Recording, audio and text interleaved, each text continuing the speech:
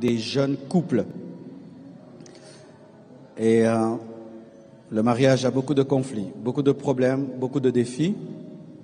Et je vais vous parler pendant 20 minutes aux anciens mariés, aux nouveaux mariés et aux futurs mariés sur les choses qui tuent le premier amour dans le mariage avec ton mari, ta femme, mais aussi ton mariage avec Jésus-Christ.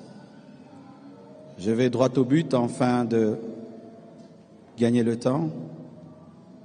Première chose, la monotonie.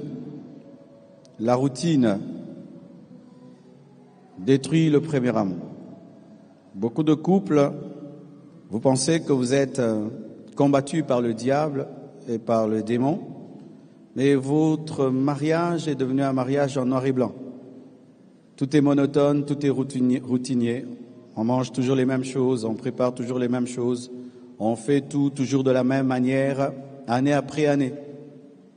Et comme il n'y a pas de créativité, il n'y a pas d'innovation, eh ben ça ennuie. Et beaucoup de gens s'ennuient dans leur mariage.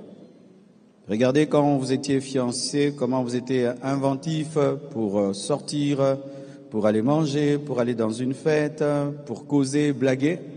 Mais tout d'un coup, tout devient routinier, monotone, et ça donne pas envie. C'est pourquoi certains hommes, il a fini le travail à 18h, il trinaille et puis il rentre à la maison à 23h parce que il n'y a rien de nouveau. Les mêmes draps, les mêmes couverts, les mêmes assiettes, les mêmes verres, 10 ans, 5 ans, la même maison, même peinture, tout est pareil. Année après année, ça devient dégoûtant. Si vous voulez conserver la première flamme, apprenez à être inventif et créatif. Pour ce qui est de notre relation avec Jésus-Christ, vous allez voir même que Jésus réclame des chansons nouvelles, chanter des cantiques nouveaux. Si tous les jours on chante le même cantique à l'église, je vous assure que même vous allez vous ennuyer. C'est pourquoi la chorale doit chanter des cantiques nouveaux. Nous ne devons pas prier toujours de la même manière, pas toujours la même prière, pas toujours au même lieu. Tu peux prier dans ta chambre, tu peux prier dans ton salon, tu peux prier dehors, tu peux prier dans une forêt. Pas toujours les mêmes heures, tu peux prier à midi, prier le soir. Pas toujours la même offrande, pas toujours la même danse, pas toujours la même responsabilité. Tu peux un jour travailler à la chorale et puis un jour on te met à la communication. Ça te change et c'est important. Lorsqu'il n'y a pas de nouveauté dans notre relation avec Dieu, nous tombons dans la religiosité, dans les rites, dans les habitudes et tout devient monotone et il n'y a plus de vie. La deuxième chose qui tue l'amour dans un couple, c'est la démystification de l'autre. C'est la déchéance de l'autre à nos yeux. C'est la perte de la valeur de l'autre à nos yeux. La perte du respect, la perte de la révérence. On ne reçoit plus l'autre de la même manière. On ne le sert plus à table de la même manière.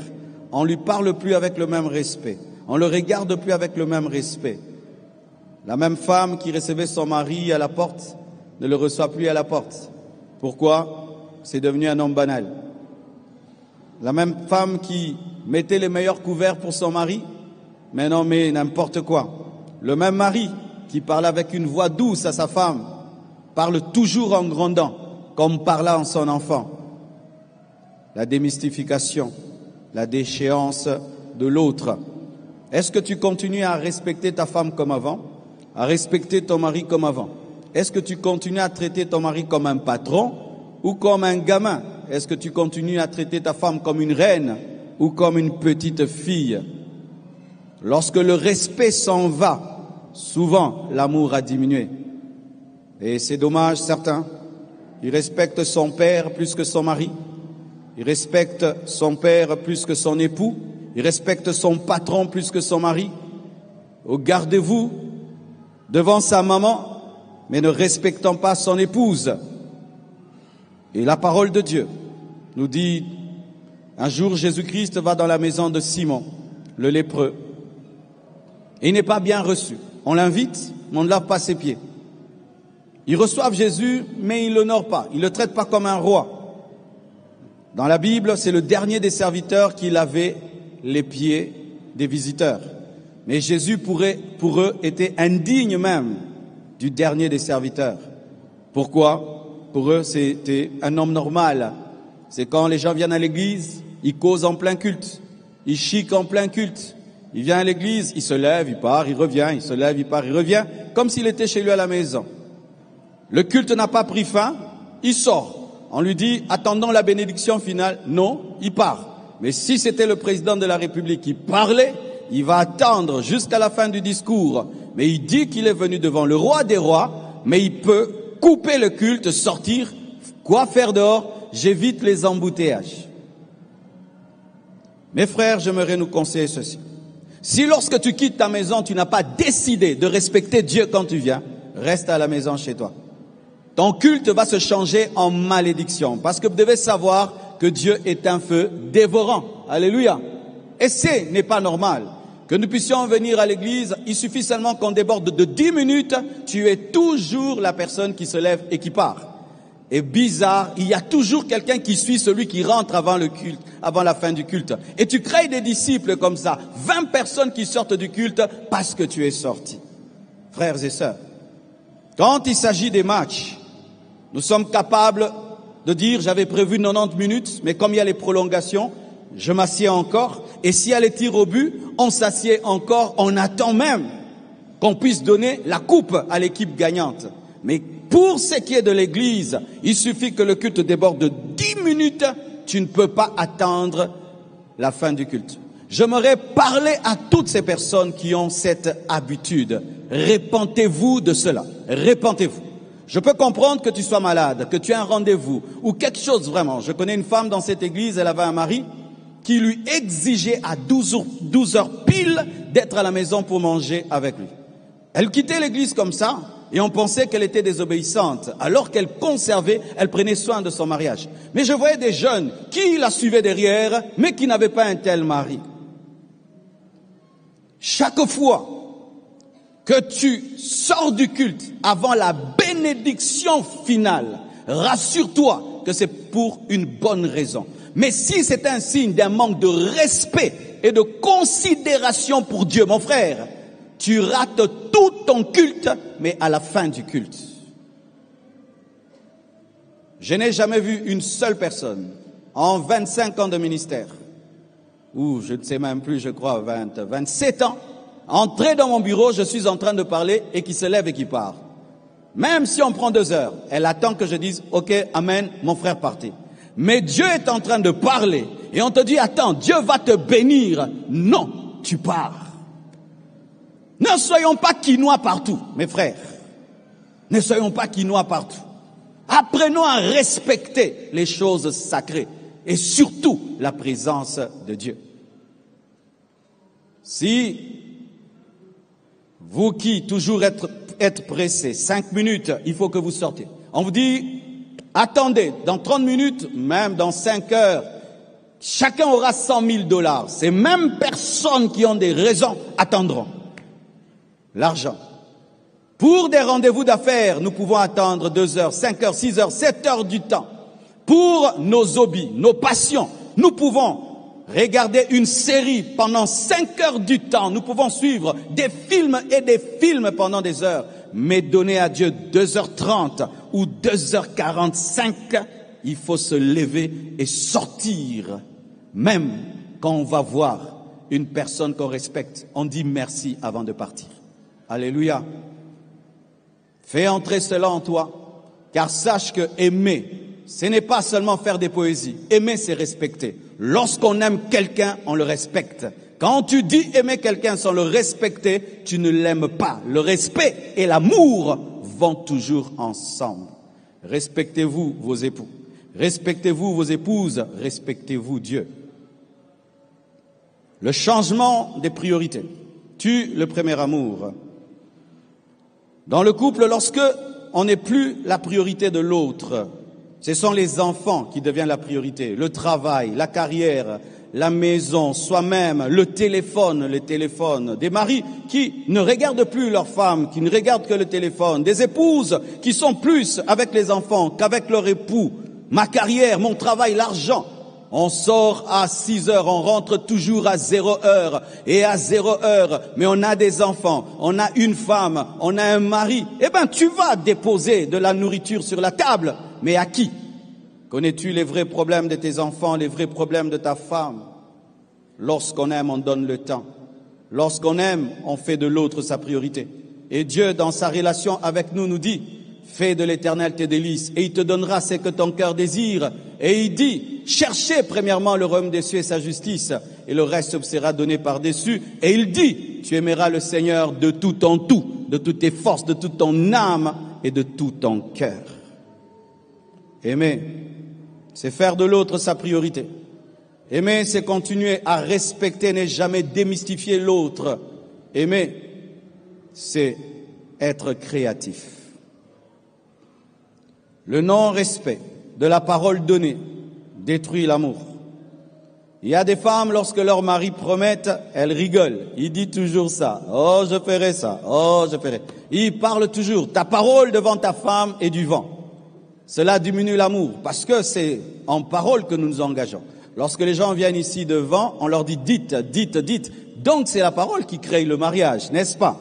Et si maintenant dans le mariage, tu parles mais tu n'accomplis pas, l'autre n'a plus confiance en toi. Je vais changer cette fois-ci. Je ne veux plus te voir avec cette fille-là. Ok chérie, j'arrête. Demain encore. Je ne veux plus que tu l'appelles. Demain tu l'appelles encore. Les paroles.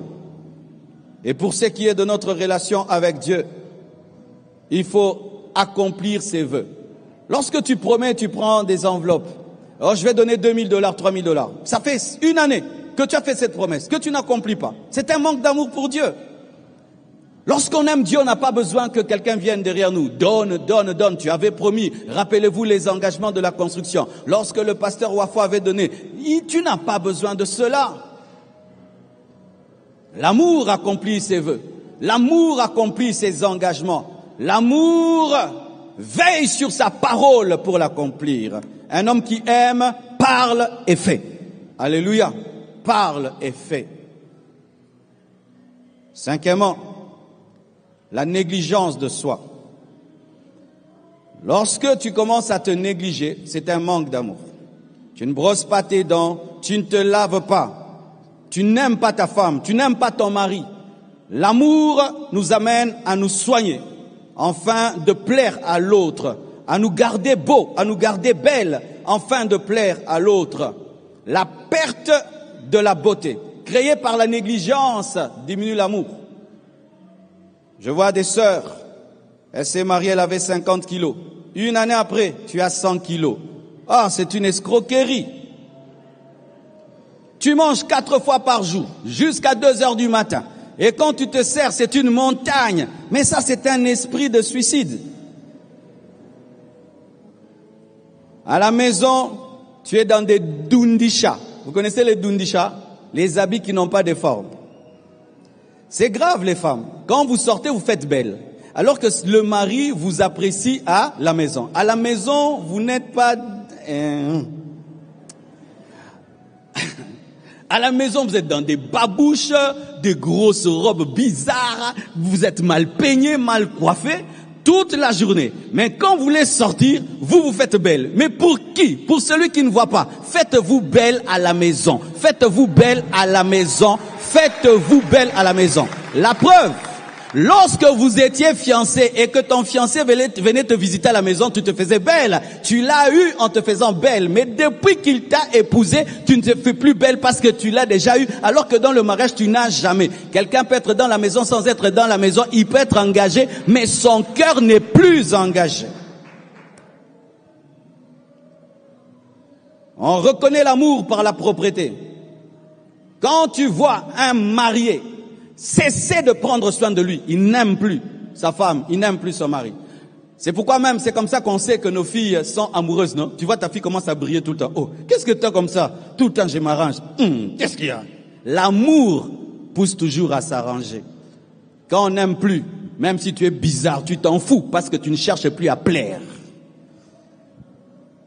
Et Dieu nous demande cela, de ne pas perdre notre beauté. Et notre beauté devant Dieu, ce n'est pas d'abord notre beauté physique, c'est la foi.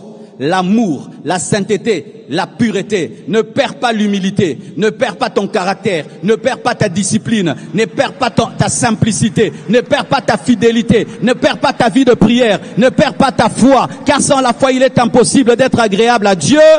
Et le vrai maquillage spirituel qui est la foi. Gardez la foi, persévérez dans la foi, persévérez dans la sainteté, persévérez dans la pureté, ne perdez pas vos qualités. En matière de qualité, on ne perd pas les qualités, mais on augmente les qualités. La Bible nous parle de la statue de Daniel, qui était en or, mais qui finit en argile. Ne commence pas en or pour finir en argile. Commence en argile, mais finit en or. Aie des défauts aujourd'hui, mais demain tu n'en as pas. Mais ne sois pas quelqu'un qui avait des qualités, mais qui n'en a plus. En matière de qualité, on additionne les qualités, mais on ne les soustrait pas.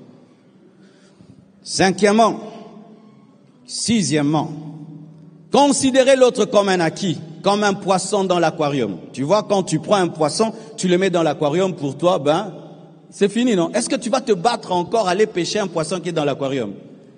Et souvent, il suffit qu'on se marie, on considère l'autre comme étant son armoire, comme étant son frigo. On fait plus d'efforts. On ne s'arrange plus, on s'améliore plus, on ne drague plus, il n'y a plus de romantisme. Pourquoi? Je t'ai épousé, allez, viens ici, Quoi? Mais je t'ai doté, viens ici. Ta femme n'est pas une chose, ta femme n'est pas ta chose, ta femme n'est pas ta... Congolais, ta femme n'est pas ta chose, même si tu l'as dotée. Doter une femme, ce n'est pas l'acheter, parce que la dot est symbolique. Si tu dois acheter une femme, tu dois donner des milliards et des milliards et des milliards, tu dois donner le sang de Jésus-Christ pour avoir une femme. Une fois que tu l'achètes selon toi, avec ta dot de $1000, tu achètes une fille qu'on a nourrie de 0 à 25 ans, qu'on a éduquée, qu'on a envoyée à l'école, avec ta dot de $2000, toi tu achètes quelqu'un qui a fait des études de $200,000.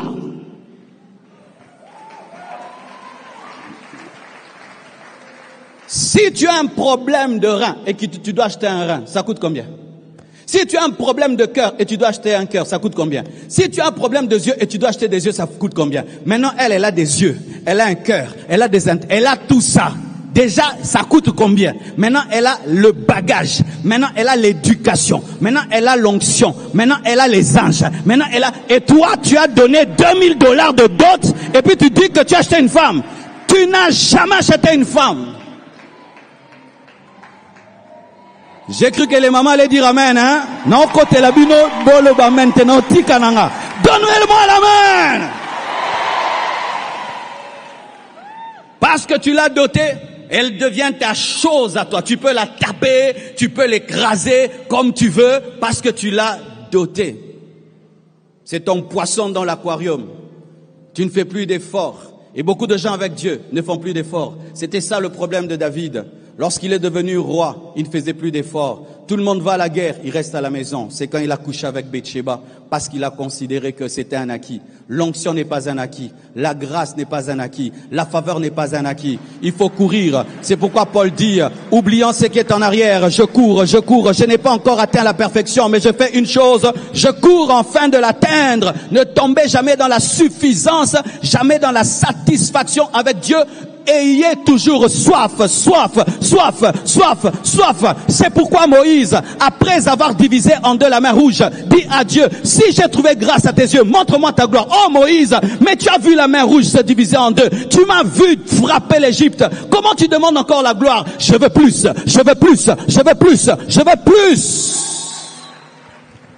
Ce qui tue l'amour aussi, c'est la comparaison avec les autres couples. Même des fois avec les célibataires et des fois avec ses ex, et des fois on regrette de s'être marié. Tu entends vraiment quelqu'un qui dit « Je regrette d'avoir épousé cette femme, je regrette d'avoir épousé cet homme ». Une fois que tu as dit ça à un homme, il y a des paroles qu'on ne dit jamais. Amen, hein? Il y a des paroles qu'on ne dit jamais dans les mariages. Je répète, hein? Il y a des paroles qu'on ne dit jamais. Parce que la mémoire garde. Ou tu es en train de suivre sur Facebook la vie de ton ex. Oh, il a acheté, moi, m'a pas acheté. Il a acheté ça à sa femme. Si je l'avais épousé, tu es même abonné. Alléluia. Tu vas dans une maison, tu ne fais que regarder. Quand tu rentres, tu m'achètes cette télévision-là, tu m'achètes cette voiture-là, tu m'achètes ces chaises-là. C'est pourquoi il y a des hommes qui ne se promènent jamais avec leurs femmes, qui ne vont jamais dans des maisons belles avec leurs femmes, parce que la convoitise et les discussions que ça va causer. Ne te compare à personne parce que tu ne connais pas la source des autres. Ne te compare à personne parce que tu ne connais pas la trajectoire des autres. Et des fois, je vois des jeunes couples à peine mariés. Vous voulez avoir ce que des vieux couples ont eu après 30 ans, 40 ans, d'épargne, d'économie, bosser dur. Vous n'avez pas besoin de commencer avec des grandes télévisions. Vous n'avez pas besoin de commencer avec des maisons de 2000, 3000 $. Commencez petit. Aie un loyer que tu payes. Tu payes l'eau, tu payes l'électricité et tu n'as la dette de personne. Ne vivez pas au-delà de vos moyens. Ne vivez pas au-delà de vos salaires. Ne vivez pas au-delà de vos moyens, vous comparant aux autres. Et spirituellement, c'est lorsque nous les chrétiens, nous envions les païens. Et on dit, Seigneur, pourquoi tu as donné à ce païen ça? Moi aussi. Quand on prie, on ne montre pas le païen, on montre la promesse de Dieu. Alléluia. Quand on prie, on ne montre pas la vie des autres. On demande selon Dieu. Oh, tu as donné à ce païen, donne-moi aussi. Dieu est en train d'envier. Mes frères, et n'enviez jamais les païens. Et ils volent pour avoir. Toi, tu vis dans l'honnêteté. Toi, tu vis dans la justice. Comment vas-tu envier un voleur? Comment tu vas envier un voleur? Comment tu vas envier un tricheur à l'école? N'enviez personne. Contentez-vous de ce que vous avez. Oui, dans le mariage, il y a ce qu'on appelle le contentement. Que ce soit avec Dieu, que ce soit avec un homme. Une femme qui ne se contente pas. Un mari qui ne se contente pas. Un chrétien qui ne se contente pas. Tu vas perdre ton amour. Dieu ne te donnera pas tout au même moment. Je répète, Dieu ne te donnera pas tout au même moment. Dieu exaucera certaines prières après 10 ans.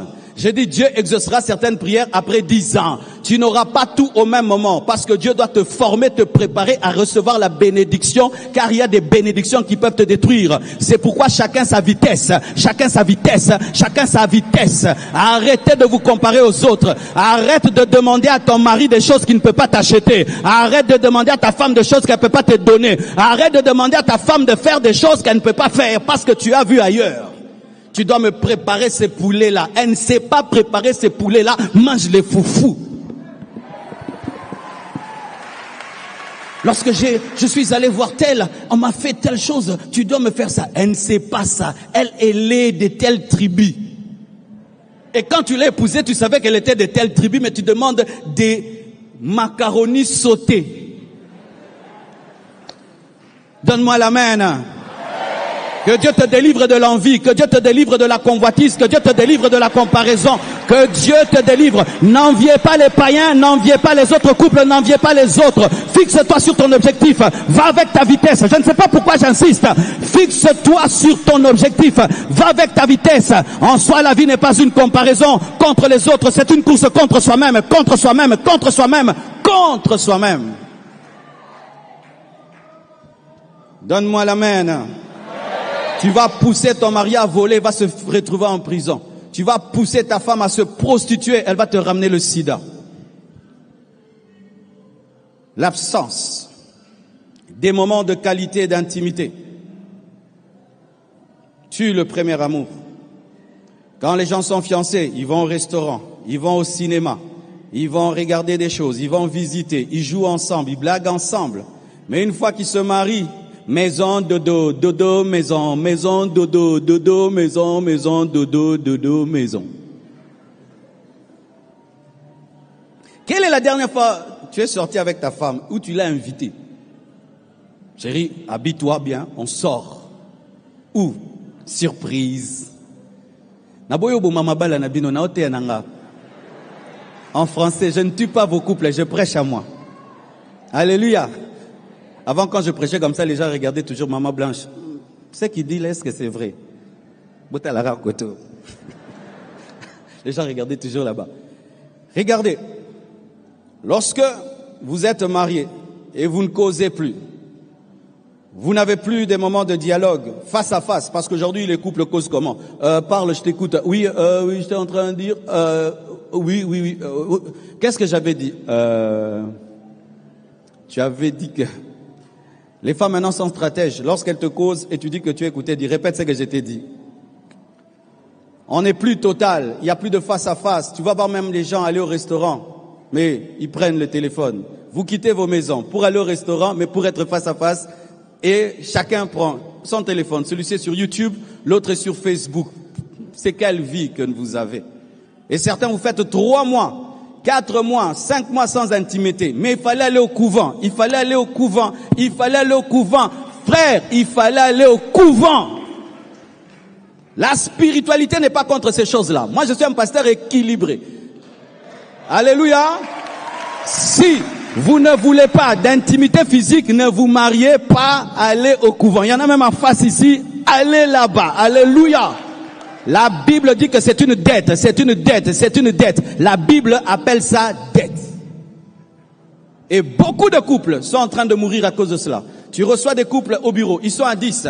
La plupart des temps, sur 10 problèmes dans les couples, 7, c'est un problème d'intimité.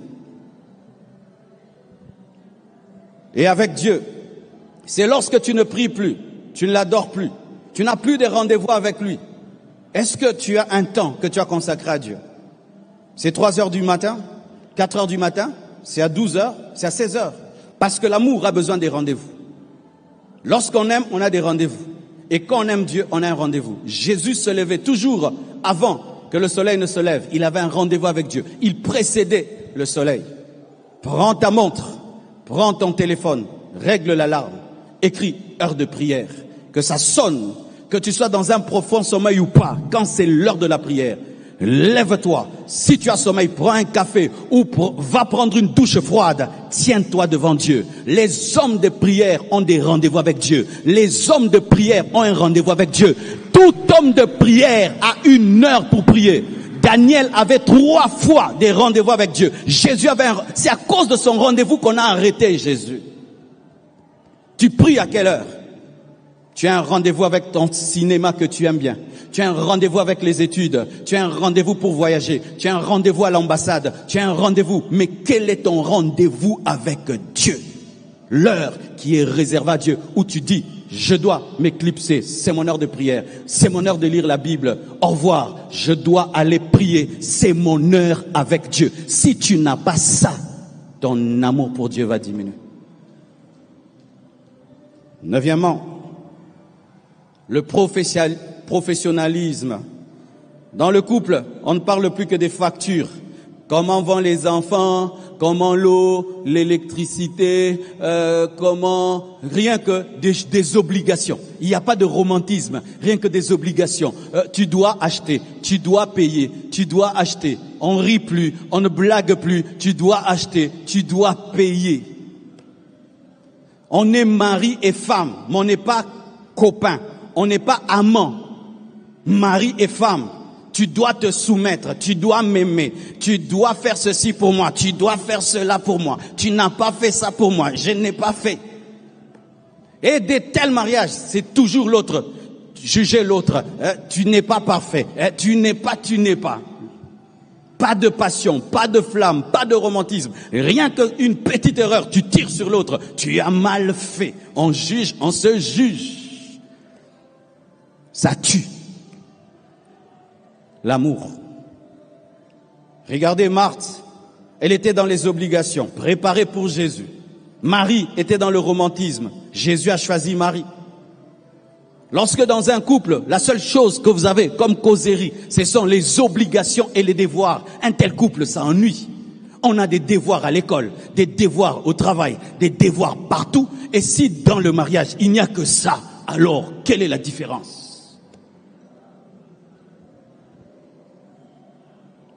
Si ce qui importe pour toi, c'est seulement l'œuvre de Dieu, l'œuvre de Dieu, l'œuvre de Dieu. Je prie parce que je dois prêcher. Pourquoi tu vas à l'église? Parce que je dois chanter. Je vois des choristes, s'il ne va pas chanter, il ne va pas à l'église. Il ne vient à l'église que quand c'est le tour de leur chorale de chanter. Des professionnels. Il va à l'église que pour chanter, pas pour écouter, pas pour adorer. C'est mon jour de et j'y vais. Si ce n'est pas mon jour de, j'y vais pas. La déloyauté tue l'amour, l'infidélité.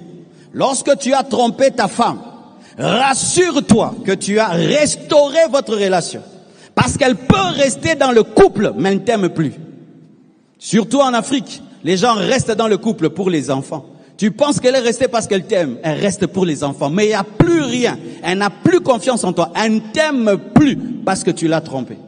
Et souvent les hommes qui trompent leur femme, ils demandent pardon comme s'ils ont des droits. Tu sais, je suis un homme, nous les hommes nous sommes comme ça. Non, toi tu es comme ça, moi je suis pas comme ça.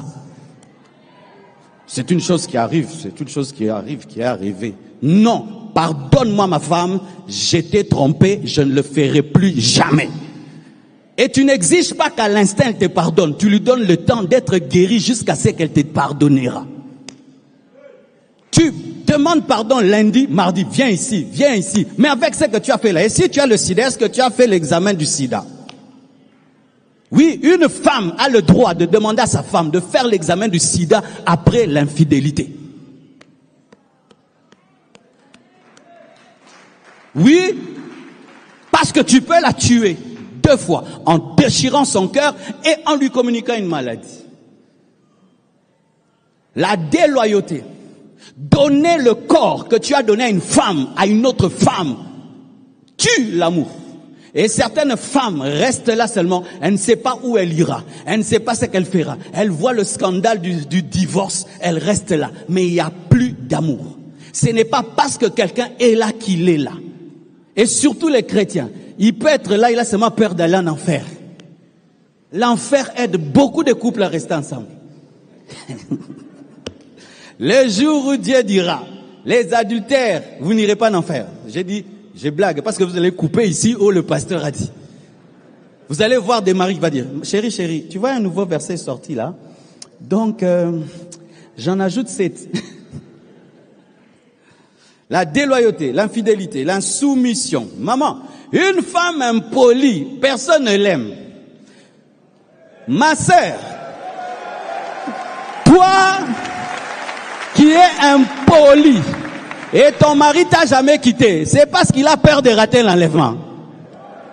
Il a peur que je puisse le suspendre. Je te dis la vérité, aucun homme n'aime une femme impolie.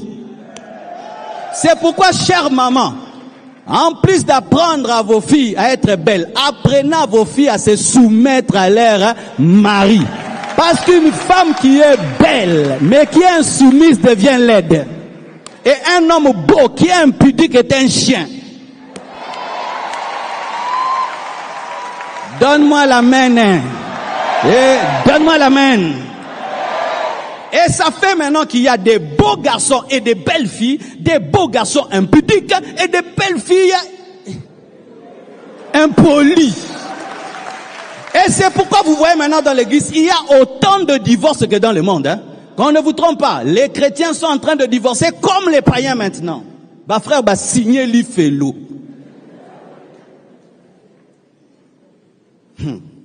La déloyauté, l'insoumission.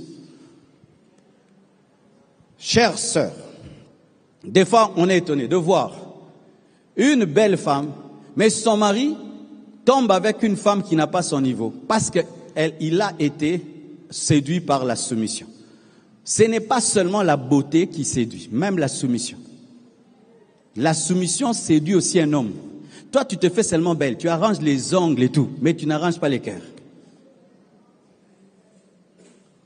Et qu'est-ce qui arrive avec Dieu? Dieu te dit de faire, tu ne fais pas. Dieu te dit de faire, tu ne fais pas. Et comme on nous a prêché, maman Kabasele, tu sors avec Satan, ça détruit le premier amour. Ne sortez pas avec le diable parce que vous êtes marié à Christ. Vous êtes marié à Christ. Un seul époux. Je répète, vous êtes marié à Christ. Un seul époux. N'aimez pas le monde avec les choses qui sont dans le monde. Séparez-vous de tout ce qui est de Satan. Sans cela, l'amour va diminuer. Et pour terminer, enfin, de donner la parole à notre orateur, l'indépendance.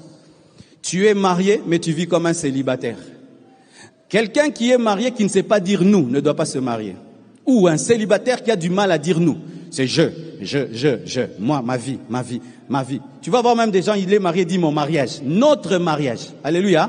Mon mariage, moi, j'ai décidé, je veux. Non. Quand on se marie, on dit nous. Tu veux faire quelque chose, tu dois faire avec l'autre. Parce que vous êtes deux.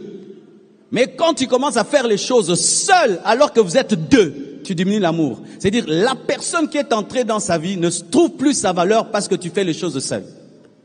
Si tu n'es pas fatigué d'être seul, ne t'engage pas. Je répète, quiconque ici n'est pas encore fatigué d'être seul, reste seul jusqu'à ce que tu diras, il n'est pas bon que je sois seul. C'est alors que tu vas valoriser la personne que Dieu va te donner. Les personnes qui ne sont pas fatiguées d'être seules ne valorisent pas les Ève et les Adam.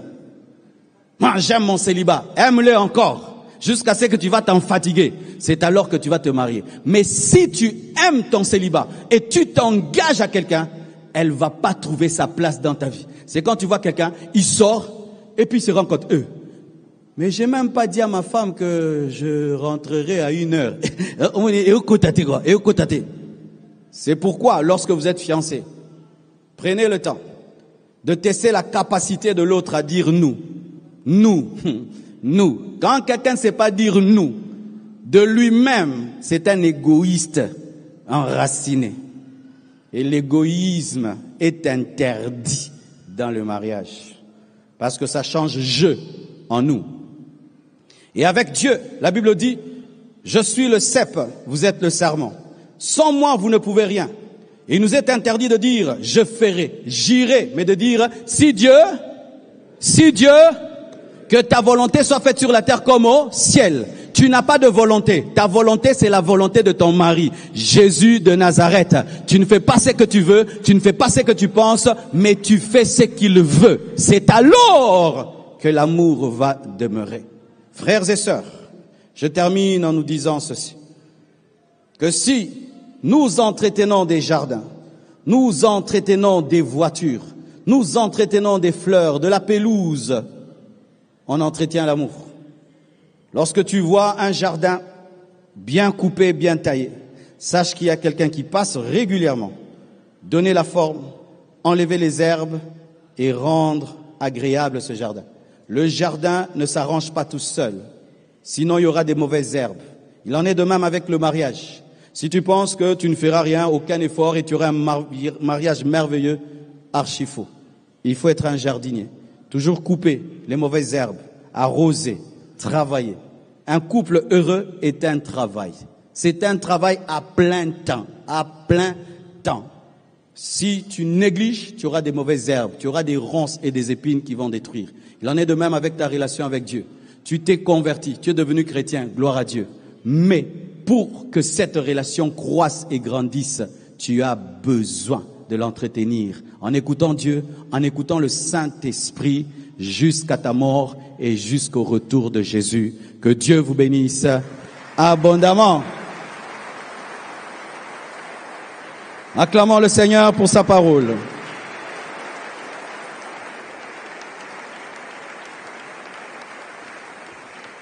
Seigneur Dieu de gloire, je te remercie et je te rends grâce. Je prie que tu bénisses cette parole, qu'elle puisse porter des fruits dans le cœur de tout un chacun, pour ta seule et unique gloire, au nom de Jésus-Christ.